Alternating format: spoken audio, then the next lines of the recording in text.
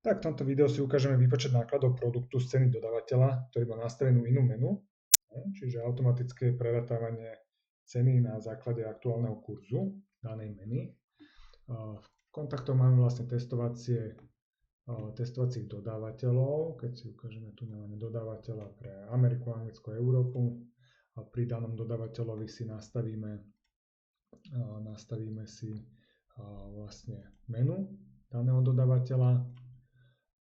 V nastaveniach my si vieme predvoliť, či daný kurz pre všetky meny sa aktualizujú na dennej, týždennej alebo mesačnej báze.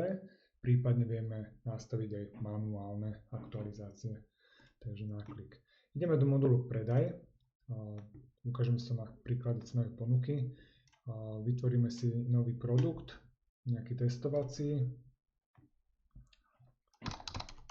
test filter, nastavíme si tam nejaké základné veci. Tu sme už predvolili vlastne 40% maržu pri vytváraní nového produktu.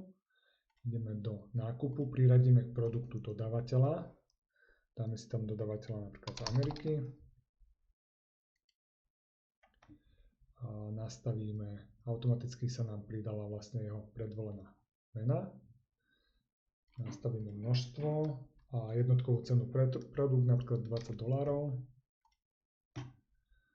Uložíme si to a systém nám automaticky preratal teda kurz na dolár, čiže českú korunu na dolár. Spravili sme ešte automatizáciu, že z tejto jednotkovej ceny, vlastne z týchto dolárov krát kurz sa nám vypočítajú vlastne náklady, čiže náklady na daný produkt. Cez maržu sa nám vynásobí vlastne predajná cena produktu. Čiže pokiaľ si maržu zmeníme, dáme to napríklad 35%, uložíme to, tak nám to systém preráta. Čiže takto si vieme predvoliť pekne produkty a nastaviť kurz a menu na dodávateľa. Čiže pokiaľ ja zmením na eurá, systém nám to automaticky preráta.